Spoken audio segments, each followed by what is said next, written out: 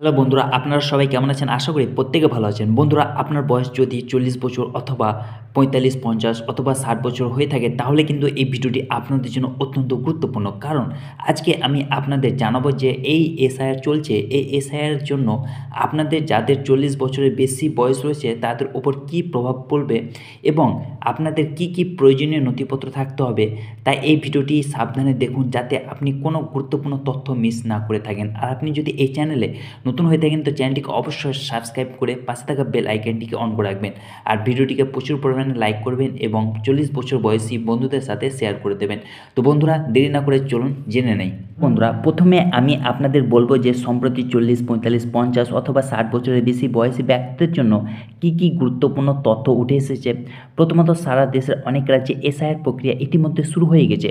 বিশেষ করে যেসব রাজ্যে আগামী ১.৫ বছরের মধ্যে নির্বাচন অনুষ্ঠিত হবে সেখানে এই যাচাইকরণ প্রক্রিয়া দ্রুত এগিয়ে চলেছে। আপনারা হয়তো লক্ষ্য করেছেন যে বিএলওগুলি ঘরে ঘরে গিয়ে আদমশুমারির জন্য ফর্ম বিতরণ করেছেন।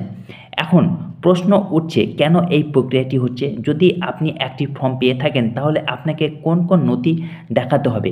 যদি আপনি একটি ফর্ম পেয়ে থাকেন তাহলে শীঘ্রই আপনি তা পেয়ে যাবেন, কারণ এই প্রক্রিয়া ইতিমধ্যেই দেশের ১২টি রাজ্যে শুরু হয়ে গেছে। ইতিমধ্যে ৪০ বছরের বেশি বয়সী প্রতিটি ব্যক্তির কাছে বেশ কিছু গুরুত্বপূর্ণ নথি থাকা আবশ্যক। যদি আপনার কাছে না থাকে তাহলে আপনি কিভাবে সেগুলি পেতে পারেন, চলুন আজকের এই ভিডিওতে আমরা বিস্তারিতভাবে জেনে নেব।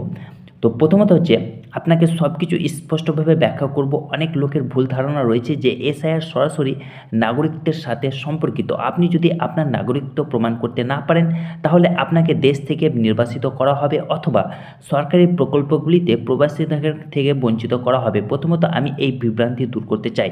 এসআইআর মানে হলো স্পেশাল ইন্টেনসিভ রিভিশন, যা ভোটার তালিকার বিশেষ সংশোধন।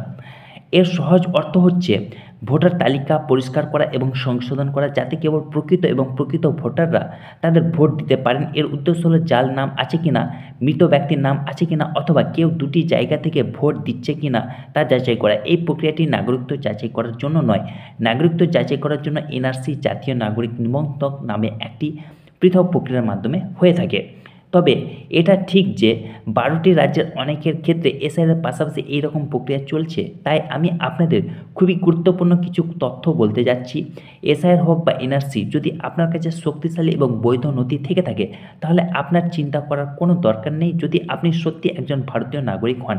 আসামে এনআরসি ২০১৯ সালে বাস্তবায়িত হয়েছিল এবং সে সময়ে প্রায় ১৮ লক্ষ মানুষ প্রমাণ করতে পারেননি যে তারা ১৯৮৭ সালের আগে ভারতে জন্মগ্রহণ করেছে অথবা ১৯৮৭ সাল থেকে সেখানে বসবাস করছেন। এটা বোঝা গুরুত্বপূর্ণ যে এসআইআর হোক বা এনআরসি উভয়ের মধ্যে একটি বিষয় মিল রয়েছে। আপনাকে প্রমাণ করতে হবে যে আপনি ১৯৮৭ সালের আগে থেকে ভারতে ছিলেন অথবা ১৯৮৭ সালের আগে জন্মগ্রহণ করেছেন। যদি আপনি এই দুটি শর্তের যে কোনো একটি পূরণ করেন তাহলে আপনাকে নিরাপদ বলে মনে করা হবে। তবে আসামের অনেক মানুষ এই প্রমাণ দিতে অক্ষম ছিলেন, তাই তাদের নাম ভোটার তালিকা থেকে বাদ দেওয়া হয়েছিল। তবে তাদের সঠিক নথিপত্র পাওয়ার এবং পুনরায় যাচাইয়ের জন্য আরেকটি সুযোগ দেওয়া হয়েছিল। এখন এই ভুলটি আপনারা এখন কোনোভাবেই করবেন না। তার জন্য আপনাকে কি করতে হবে আমি আপনাকে এখনই বলে দিচ্ছি যে আগামীকাল হঠাৎ করে যদি আপনার দরজায় একজন বিএলও এসে পড়ে তাহলে আপনি আতঙ্কিত না হয়ে তাহলে আপনার কি কাগজপত্র প্রস্তুত রাখা উচিত। যদি আপনার বয়স ৪০ বছরের বেশি হয় এবং আপনি ১৯৮৭ সালের আগে জন্মগ্রহণ করে থাকেন তাহলে প্রথমে একটি ভোটার আইডি কার্ড থাকা উচিত। যদি এই কার্ডটি ১৯৮৭ সালের আগে ইস্যু করা হয়ে থাকে তাহলে আরও ভালো, কিন্তু পরবর্তীতে পাসপোর্ট করলেও কিন্তু হয়ে যাবে। তাছাড়া আপনার অবশ্যই একটি পাসপোর্ট থাকতে হবে, তা নতুন হোক বা পুরনো, তবে এটি ঐচ্ছিক বাধ্যতামূলক নয়। সবচেয়ে গুরুত্বপূর্ণ হিসেবে বিবেচিত আরেকটি নথি হলো জন্ম সনদ। হ্যাঁ, তোমার একটি জন্ম সনদ থাকতে হবে। যদি আপনার কাছে ইতিমধ্যে না থাকে তাহলে আমি আপনাকে পরে ব্যাখ্যা করে দেবো যে আপনি কিভাবে এটি পাবেন। তাছাড়া যদি আপনার বাড়ি বা জমির সাথে সম্পর্কিত বৈধ নথি থাকে, যেমন রেজিস্ট্রি, লিজ, দলিল, বেনামি বা পাওয়ার অফ অ্যাটর্নি, তাহলে এগুলি খুবই সহায়ক হতে পারে।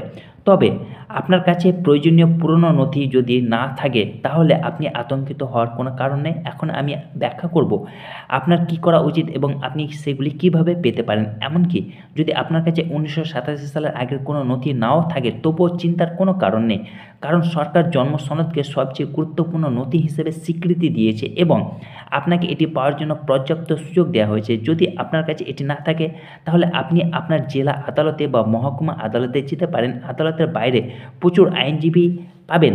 আপনি যে কোনো আইনজীবীর সাথে যোগাযোগ করতে পারেন এবং তাদের একটি হলফনামা প্রস্তুত করতে বলতে পারেন। হলফনামা দেওয়ার সময় আপনাকে 2 বা 3 জন সাক্ষীকে আনতে হবে। এই সাক্ষীদের আপনার চেয়ে কিছুটা বড় হওয়া উচিত যাতে তারা আপনার পরিচয় নিশ্চিত করতে পারে।